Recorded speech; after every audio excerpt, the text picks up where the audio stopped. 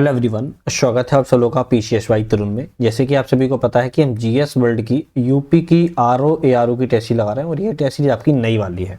इससे पहले हम हिस्ट्री की लगा चुके हैं, एंशिएंट, मिडिवल, मॉडर्न और आपकी आर्ट एंड कल्चर की, और आपकी हम इंडियन ज्योग्राफी की भी लगा चुके हैं। आज की जो हमारी होने वाली है वर्ल्ड ज्योग्राफी की, विश्व के भूगोल की टेस्ट सीरीज है, वेरी वेरी इंपॉर्टेंट रहने वाली है। नई वाली है, फिर से कह रहा हूँ आप लोगों को, और ये महत्वपूर्ण है और आप लोग उसको ध्यान से जरूर देखिएगा।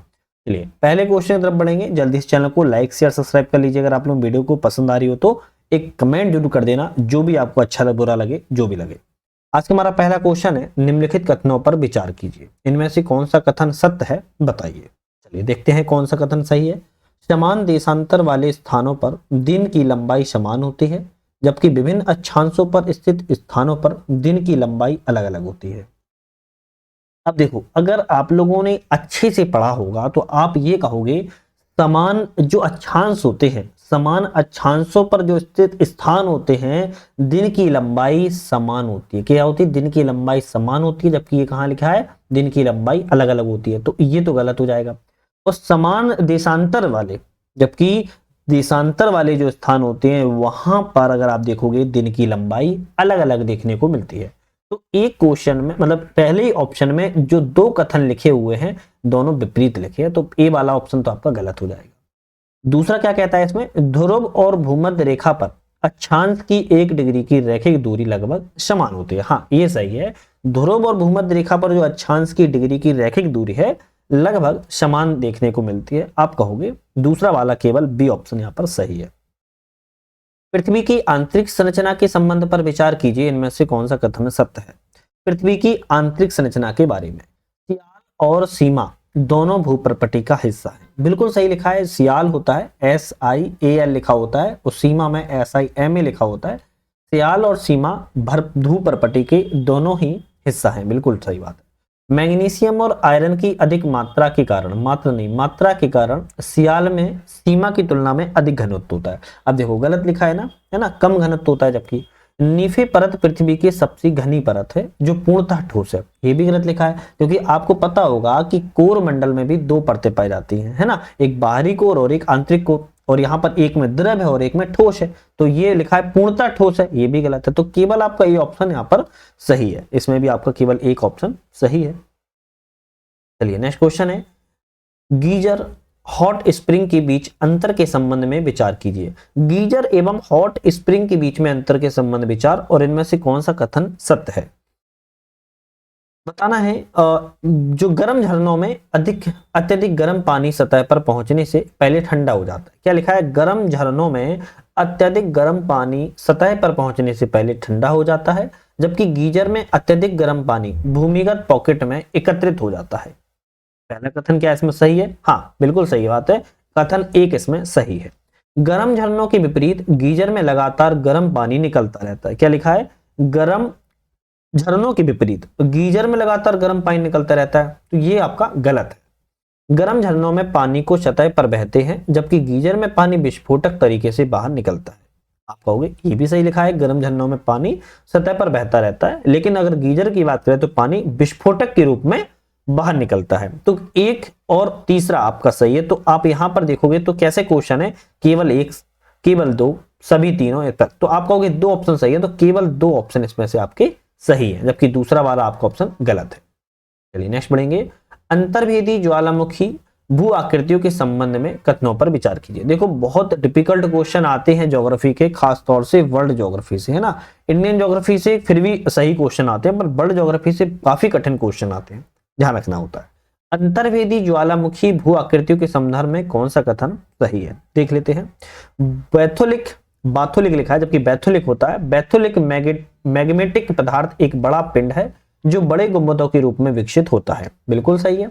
लेपोलिथ एक बड़ा गुंबद के आकार का पिंड है जो नीचे से पाइप जैसी नाली से जुड़ा होता है। अगर आपने अब ज्योग्राफी में देखा होगा लेपोलिथ कैसा होता है, तो ये गलत है। फैकोलिथ सिंक्लाइन के आधार पर पाए जाने वाली वलित चट्टानों का एक लहरदार द्रव्यमान है। बिल्कुल ठीक है। डाइक अंतर्वेदी चट्टानों के निकट क्षैतिज पिंड है। अब आपको पता होगा क्षैतिज पिंड नहीं होता है जबकि डाइक, है ना। तो केवल एक और तीसरा आपका सही है। ऑप्शन में आपका एक और तीसरा ए ऑप्शन सही जाएगा। अनाच्छादन के संबंध में सही कथन बताइए। अनाच्छादन के संदर्भ में इसमें से सत्य कथन बताना है, कौन कौन से इसमें सही है। चलिए हम देख लेते हैं। यह एक अंतर्जात प्रक्रिया है जो पृथ्वी की स्थल मंडलीय परत को एक सामान्य स्तर पर लाती है। अब देखो गलत लिखा है ना, वो पूरा गलत लिखा है ना। कैसी है? भू आकृतिक विशाल है, ध्यान रखना है। और अनाच्छादन एक बहिर्जात प्रक्रिया होती है, ना कि अंतर्जात प्रक्रिया होती है। तो यहां पर यह ऑप्शन गलत है। यह अपक्षय, अपर्दन और परिवहन का परिणाम होता है अनाच्छादन, बिल्कुल ठीक है। भारत में अन्नामलाई पर्वत अनाच्छादन प्रक्रियाओं के अधीन रहा है। आप कहोगे ये भी सही है, तो दूसरा और तीसरा आपका सही है, बी ऑप्शन आपका सही है। अनाच्छादन एक अंतर्जात नहीं होती है बल्कि बहिर्जात प्रक्रिया होती है। सारगैसो सागर के संबंध में विचार कीजिए, कौन सा कथन सही है। सारगैसो सागर के संबंध में, सारगैसो सागर का नाम सारगैसो समुद्री शैवाल के नाम पर रखा गया है, बिल्कुल ठीक है।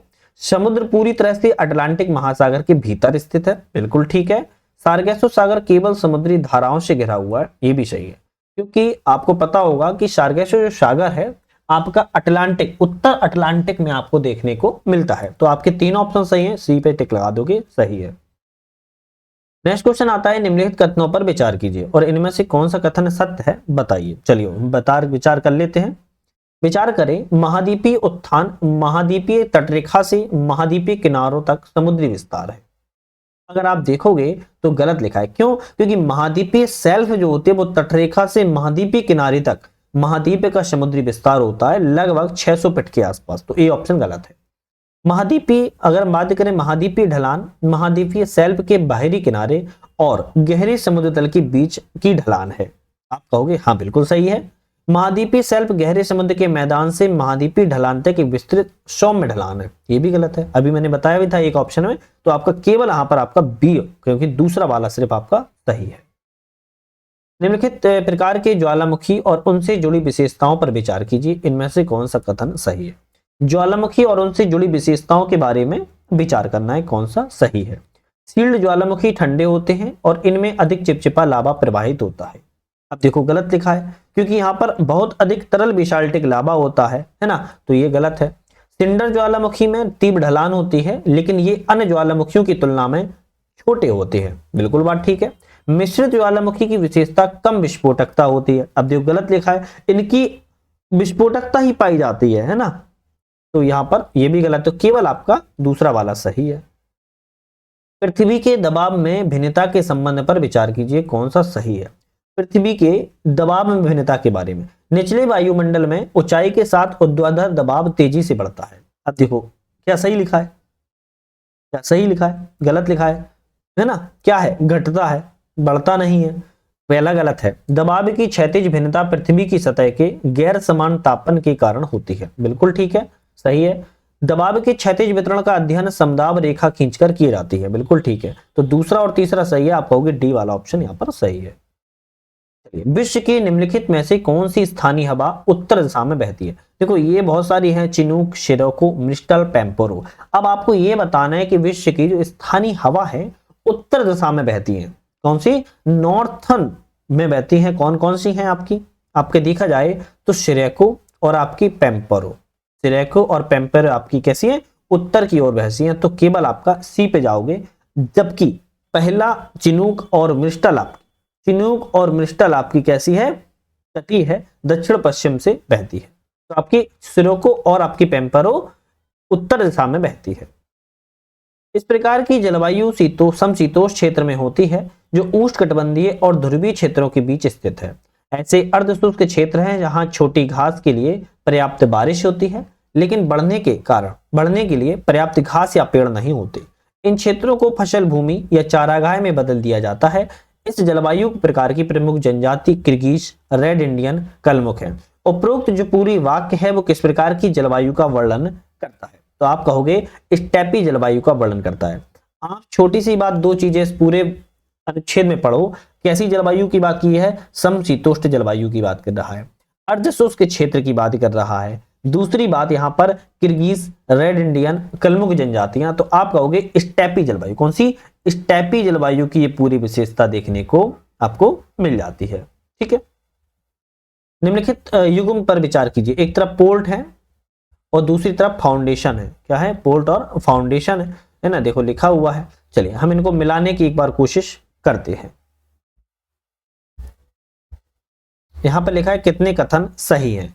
तो यहां पर एंट्रोपोर्ट जो बंदरगाह है वो संग्रह केंद्र जहां निर्यात के लिए विभिन्न देशों से सामान लाया जाता है, बिल्कुल ठीक लिखा है ना। और आपका पोर्ट ऑफ कॉल की बात किया है तो उन जहाजों को प्राप्त केरल करके मूल बंदरगाहों की सेवा करें जो अपने बड़े आकार के कारण उन तक पहुंचने में असमर्थ है। पोर्ट ऑफ कॉल के बारे में ये गलत है। फिर है आपका अंतर्देशीय बंदरगाह नदी एवं नहर के माध्यम से समुद्र से जुड़ा है। क्या है? नदी एवं नहर के माध्यम से जुड़ा है, आपका ये बिल्कुल सही है। और आउटपोर्ट की बात करें, समुद्री मार्गों पर विकसित किया गया जहाज ईंधन भरने के लिए लंगर डालते हैं, तो आपका ये भी गलत है। तो पहला और तीसरा सही है, आपका सी ऑप्शन सही जाएगा। चलिए हम नेक्स्ट पढ़ते हैं। पवन ऊर्जा के संबंध में विचार कीजिए। अब देखो पवन ऊर्जा के संबंध में विचार कीजिए, कौन सा कथन इसमें सही है। चलिए देखते हैं। आपका देखा जाए चीन के बाद भारत पवन ऊर्जा का दूसरा सबसे बड़ा उत्पादक है। क्या लिखा है? चीन के बाद भारत पवन ऊर्जा का दूसरा सबसे बड़ा उत्पादक है, जबकि दूसरा नहीं है, भारत चौथा पवन ऊर्जा में उत्पादक है। तो पहला ऑप्शन गलत है। भारत में पवन ऊर्जा की स्थापित क्षमता तमिलनाडु में सबसे अधिक है, बिल्कुल सही है। तमिलनाडु में जून से अक्टूबर और गुजरात में अगस्त से सितंबर तक पवन ऊर्जा उत्पादन सबसे अधिक होता है, बिल्कुल ठीक है। तो दूसरा और तीसरा सही, केवल बी वाले पे टिक लगाएंगे। महासागरों के ऊर्ध्वाधर तापमान वितरण के संबंध में विचार कीजिए, कौन सा कथन सही है। तो महासागरों के ऊर्ध्वाधर तापमान के बारे में विचार करना है। गहराई के साथ तापमान में कमी की दर ध्रुवों की तुलना में भूमध्य रेखा पर अधिक होती है, बिल्कुल ठीक है। समुद्र के पानी का अधिकतम तापमान सतह पर होता है, बिल्कुल ठीक। तो आप कहोगे सी ऑप्शन सही, दोनों सही है। ऊर्ध्वाधर दबाव प्रवणता होने के बावजूद तेज ऊपरी हवाओं का जो अनुभव न होने के पीछे सही कारण क्या है। तो ऊर्ध्वाधर दबाव प्रवणता होने के बावजूद भी हवाओं का अनुभव ना होना, इसके पीछे कारण क्या होता है। ऊर्ध्वाधर दबाव प्रवणता लगभग बराबर लेकिन विपरीत गुरुत्वाकर्षण बल द्वारा संतुलित होती है। तो केवल इसमें से आपका दूसरा सही है, आप बी पे टिक लगाओगे। आपका यहां एक और आपका तीसरा वाला ऑप्शन गलत है। निम्नलिखित पदों सतहों को उनके अलवीड़ों के घटते क्रम में व्यवस्थित कीजिए। देखो अब कहा जा रहा है कि अलवीड़ों का जो क्रम है ना, उनकी घटते क्रम में व्यवस्थित कीजिए। कैसे व्यवस्थित करेंगे? सबसे पहले ताजा जल आएगा, ठीक है। उसके बाद आपका क्या आ जाए, उसके बाद आपका पुरानी बर्फ आएगी, ताजी बर्फ के बाद पुरानी बर्फ आएगी, तो दूसरे पे लगा लेंगे। उसके बाद आपका क्या आएगा, रेत आएगी, तीसरे पे लगा लेंगे।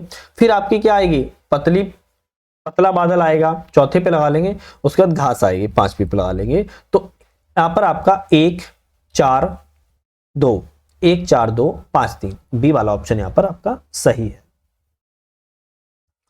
चलिए बड़ा क्वेश्चन है, देखो अनुच्छेद थोड़ा बड़ा है लेकिन पढ़ते हैं। यह मिट्टी दक्कन के पठार के दक्षिणी और पूर्वी भाग में कम वर्षा वाले क्षेत्रों में क्रिस्टलीय आग्नेय चट्टानों पर विकसित होती है। वे आमतौर पर उपजाऊ होते हैं, जबकि शुष्क ऊपरी क्षेत्रों में मोटे अनाज वाली संरचना के कारण मिट्टी की उर्वरता कम होती है। उनमें आमतौर पर ह्यूमस, फास्फोरस, नाइट्रोजन में कमी होती है। उपयुक्त अनुच्छेद किस मिट्टी को संदर्भित करता है? लाल और पीली मिट्टी को संदर्भित करता है। ये पूरा वाक्य आप अगर फिर से पढ़ोगे तो लाल और पीली मिट्टी के बारे में बताता है। यह एक शुष्क वर्षा छाया क्षेत्र रेगिस्तान उत्तरी अमेरिका का सबसे शुष्क रेगिस्तान है। सियरा नेवादा रेंज से कोलोराडो पठार तक फैला हुआ है। उत्तर में ग्रेट बेसिन, दक्षिण में शोरोन रेगिस्तान के विलीन हो जाता है। निम्नलिखित में से किस रेगिस्तान का वर्णन करता है? मुजावे रेगिस्तान। किसका? मुजावे रेगिस्तान का यह पूरा जो है वाक्य वर्णन करता है। चलिए एक तरफ मजोर पोर्ट है और एक तरफ कंट्री है ना। मजोर पोर्ट और कंट्री के बारे में क्या कहता है? कितने युगों में यहाँ पर सुम्मिलित है। तो यहाँ पर अगर सुम्मिलित की बात की जाए, यहाँ पर आपके केवल 2 सुम्मिलित हैं। जैसे अगर हम बात करें हैम्बर्ग आपका कहां पर है? अगर हम बात करें आपकी, एक मिनट, हैम्बर्ग आपका कहां पर है? जर्मनी में है, बिल्कुल ठीक है। फिर बात की जाए एंटवर्प की, एंटवर्प आपका कहां पर है? बेल्जियम में है। तो ये गलत हो जाएगा। क्या कहां पर है आपका? बेल्जियम में है, ध्यान रखिएगा, बेल्जियम में है ना। बाल्टीमोर की बात की जाए, बाल्टीमोर आपका कहां पर है? यूएसए में है, ये बिल्कुल ठीक है। हवाना की बात की जाए, हवाना आपका ब्राजील में नहीं है, हवाना आपका क्यूबा में है। तो कितने सही हैं आपके यहाँ पर? 2 सही हैं, हैम्बर्ग वाला और बाल्टीमोर वाला। तो आप 2 पे लगा दोगे, जबकि दूसरा और चौथा हमने बता दिया है। चलिए नेक्स्ट क्वेश्चन देख लेते हैं। महाद्वीपों के कोयले के वितरण के संबंध में विचार कीजिए। एक तरफ मजोर कोलफील्ड है और एक तरफ कॉन्टिनेंट है। देख लेते हैं इनमें से कितने युग्म सम्मिलित सही है। ठीक है, इनमें से कितने युग्म सम्मिलित सही है ये देखना है हमें ना। देखते हैं, रुर की बात किया है आपका यूरोप में ही है, सिंगरेनी की बात किया आपका एशिया में ही है, सांता कैंटीन की बात किया तो उत्तरी अमेरिका में नहीं है, ये कहां पर है, साउथ अमेरिका में। ध्यान कहां पर है, साउथ अमेरिका में है। ठीक है, और बात करें वेंकी की आपका अफ्रीका में, तो यहां पर 1, 2 और 4 3 मिले हुए हैं, तो केवल आपके यहां पर 3 सही है, जबकि चौथा वाला साउथ अफ्रीका में है, सॉरी साउथ अमेरिका में है, इसको ध्यान रखिएगा। ठीक, चलिए अक्षांश रेखाओं और देशांत रेखाओं के संदर्भ पर विचार कीजिए। इनमें से कौन से कथन सही है। विषुवत रेखा को मिलाकर कुल 181 अक्षांश रेखाएं हैं। अब देखो ये आपका गलत है कि सही है, भाई गलत है ना। कितनी है, कुल 179 कितनी है अक्षांश रेखाएं हैं, है ना। भूमध्य रेखा सबसे लंबी अक्षांश रेखा है। विषुवत रेखा पर 2 देशांतर रेखाओं के मध्य सर्वाधिक दूरी होती है, बिल्कुल ठीक है, तो केवल आपका दूसरा सही है। चलिए शुक्र ग्रह के संदर्भ पे विचार कीजिए और सत्य कथन बताइए। अब शुक्र ग्रह के बारे में बताना है। इसे पृथ्वी का जुड़वा ग्रह भी कहते हैं, बिल्कुल ठीक है। इस ग्रह का वातावरण काफी सघन एवं विषाक्त है, ये भी सही है, तो दोनों ऑप्शन सही है, आप सी पे टिक लगा दोगे। भूकंपीय तरंगों के संदर्भ पर विचार कीजिए और सत्य कथन बताइए। अब भूकंपीय तरंगों के बारे में सत्य कथन। एस तरंगों को दबाव वाली तरंगे कहते हैं, देखो गलत है। एस तरंगे ध्वनि तरंगों की भांति अनुदैर्ध्य तरंगे हैं। अब ये आपको बताओ, दोनों ही ऑप्शन गलत हैं। कितने छोटे छोटे क्वेश्चन, डी वाले पे लगा दोगे आप टिक। चलिए नेक्स्ट बढ़ेंगे हम। कनाडा की अवस्थिति के संदर्भ पर विचार कीजिए। इनमें से कौन सा कथन सही है। अब कनाडा की अवस्थिति के बारे में बात कर रहा है। कनाडा में दुनिया के सबसे लंबी तटरेखा है, बिल्कुल ठीक है। अगर कनाडा में आप मैप पे देखा होगा, इतना कटा झटा है कि सबसे लंबी तटरेखा में आता है। इसकी तटीय सीमा आर्कटिक महासागर से नहीं लगती है। अब देखो, अगर आपने तैयारी करके सबसे पहले मैप भी देखा होगा ना, तो आपको ये क्वेश्चन वैसे ही आ जाएगा। आर्कटिक महासागर तो सबसे ज्यादा ही लगती है, तो आप कहोगे दूसरा वाला गलत, केवल आपका एक ऑप्शन सही है। निम्नलिखित में से कौन सा कथन पृथ्वी की आंतरिक संरचना के संदर्भ में सही है। आंतरिक संरचना के बारे में इनमें से कौन सा कथन, बाह्य क्रोड तरल अवस्था में है, जबकि आंतरिक क्रोड ठोस अवस्था में है ना। आपका केवल सी वाला ऑप्शन सही है। भूप्रपटी पर पाए जाने वाला प्रतिशत के आधार पर सबसे प्रचुर तत्व कौन सा है। देखो भूप्रपटी में सबसे ज्यादा प्रतिशत के आधार पर सबसे प्रचुर तत्व कौन सा पाया जाता है, ऑक्सीजन पाया जाता है। कौन सा, ऑक्सीजन। ध्यान रखिएगा, ऑक्सीजन की भूप्रपटी में कितना 46.8% पाया जाता है। महाद्वीपीय विस्थापन सिद्धांत जो कि अल्फ्रेड वेगनर के द्वारा प्रस्तावित किया गया था, किस बल पर निर्भर करता है। देखो कुछ बल दिए गए हैं और इन बलों को बताना है कौन से बल पर निर्भर करता है। सूर्य के चारों ओर पृथ्वी की परिक्रमा, गलत, इसमें नहीं बताया गया है। चंद्रमा का ज्वारीय बल, बिल्कुल सही है। ध्रुवीय फ्रीइंग बल, बिल्कुल ठीक है। सूर्य का ज्वारीय बल आप कहोगे, बिल्कुल ठीक है। 2, 3, 4 बी ऑप्शन आपका सही है। भूप्रपटी के संदर्भ में कृष्ण के संबंध में कौन सा कथन सही है बताइए। तो भूप्रपटी के बारे में यहां पर कौन सा कथन सही है, आप कहोगे सभी परतों में सबसे पतला परत भूप्रपटी है, बिल्कुल ठीक है। खनिजों का निष्कर्षण भूप्रपटी से ही होता है, बिल्कुल ठीक, तो आपका ऑप्शन सी वाला सही है। निम्नलिखित में से कौन सा भृंशोद पर्वत नहीं है। तो इनमें से भृंशोद पर्वत कौन सा नहीं है। ब्लैक फॉरेस्ट भृंशोद पर्वत है, सॉल्ट रेंज भी भृंशोद पर्वत है और सतपुड़ा भी है, जबकि यूराल भृंशोद पर्वत की श्रेणी में नहीं आता है, तो आपका ऑप्शन डी सही है।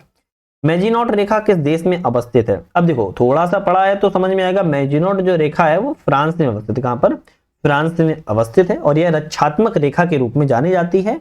1930 में इसका निर्माण करवाया गया था। क्षुद्र ग्रह के संदर्भ में विचार कीजिए और इनमें से कौन सा कथन सही है। क्षुद्र ग्रह के बारे में, यह मंगल एवं बृहस्पति की ग्रहों की कक्षाओं के बीच पाए जाते हैं, है ना। अगर जैसे मान लो ये मंगल है और ये आपका ये बृहस्पति है, तो इनके बीच में ही आपकी क्षुद्र ग्रह जो है वो सबसे ज्यादा देखने को एक तरीके से बेल्ट है ना, पाए जाते हैं। इनमें छोटी और अंडाकार कक्षाएं होती हैं, बिल्कुल सही लिखा है, आप कहोगे सी वाला ऑप्शन सही है। पृथ्वी के सबसे ऊपरी परत कौन सी है, जिसमें पृथ्वी के वायुमंडल में प्रवेश करने के बाद उल्का पिंड जल जाते हैं। सबसे ऊपरी परत है और पृथ्वी के वायुमंडल में जो उल्का पिंड है वो जल जाते हैं, तो इनमें से कौन सी परत होगी, मध्यमंडल है। कौन सी, मध्यमंडल है। चलिए नेक्स्ट क्वेश्चन बढ़ेंगे। निम्नलिखित में से कौन सी प्रक्रियाएं वायुमंडल तापन और शीतलन के लिए उत्तरदायी हैं। तो वायुमंडल के तापन के लिए और शीतलन के लिए, है ना, हीटिंग एवं कूलिंग के लिए इनमें से कौन कौन सी प्रक्रियाएं आपकी हैं। आप कहोगे प्रकीर्णन है, अपवर्तन भी है, अपवहन भी है और अल्बिडो भी है। तो चारों ही प्रक्रियाएं आपकी हीटिंग एवं कूलिंग के लिए उत्तरदायी होती है वायुमंडल। नेक्स्ट पढ़ेंगे हम, निम्नलिखित युग्मों पर विचार कीजिए, इनमें से कितने युग्म सही सुमेलित हैं। अब देखो फिर से वही आ गया है, सुमेलित कितने सही हैं। तो इनमें से आपके जो मुझे नजर आ रहे हैं, 2 ऑप्शन सही नजर आ रहे हैं। अब आप कहोगे कौन कौन से नजर आ रहे हैं आपको सही, कौन कौन से आपको सही नजर आ रहे हैं, है ना, आप यही बोल रहे सोचोगे। तो अगर हम बात करें यहाँ पर सुंडा जल संधि, सुंडा जल संधि आपकी जावा एवं सुमात्रा के बीच लिखा है, यहाँ पर जावा एवं सुमात्रा के बीच में, है ना। सुंडा जल संधि की बात किया है, इंडोनेशियाई से लाट सुंडा एक चैनल है, ध्यान रखना है, और यह जावा और सुमात्रा के द्वीपों को बीच में स्थित है। तो जावा और सुमात्रा के बीच में है, बिल्कुल ठीक है। ताइवान जल संधि की बात करें अब हम, ताइवान जल संधि आपकी जिसे फार्मोसा जल संधि के रूप में भी जाना जाता है। देखो थोड़ा सा ध्यान रखो, अगर कभी आ जाए कि फार्मोसा जल संधि किसे कहते हैं हम, तो ताइवान जल संधि को ही फार्मोसा जल संधि भी कहती है। और यह जल संधि की बात करें, इस जल संधि की बात करें तो यह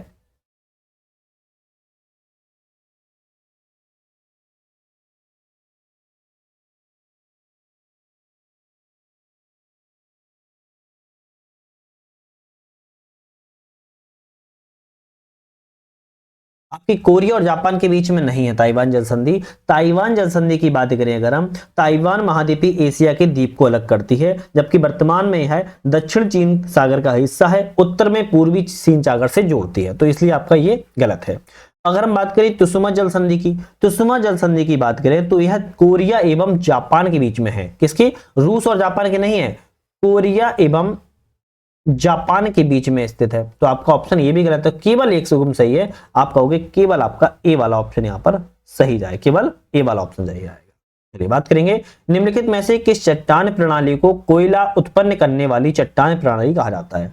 तो ऐसी कौन सी चट्टान प्रणाली है, गोंडवाना है। कौन सी, गोंडवाना ऐसी चट्टान प्रणाली है जिसको कोयला उत्पन्न करने वाली क्या कहते हैं, प्रणाली कहते हैं। तो आज यहां पर हमने 35 क्वेश्चनों को कवर कर लिया है, आज के 35 क्वेश्चन। अब नेक्स्ट जो वीडियो आएगी वर्ल्ड ज्योग्राफी की ही आएगी, इसके आगे के 36 से लेकर क्वेश्चनों की हम बात करेंगे। तो उम्मीद है आप लोगों ने चैनल को अभी तक सब्सक्राइब नहीं किया, सब्सक्राइब लाइक शेयर कर दिया होगा, साथ में एक प्यारा सा कमेंट जो भी आपको अच्छा लग रहा होगा वो आपने जरूर कर दिया होगा। नेक्स्ट वीडियो देखने के लिए बेल आइकन प्रेस कर लेना, जैसे ही वीडियो आए नोटिफिकेशन आपको मिल जाए। बाकी कोई क्वेश्चन है, कोई कमेंट है, आप जरूर करके बताइएगा। आज के लिए अलविदा।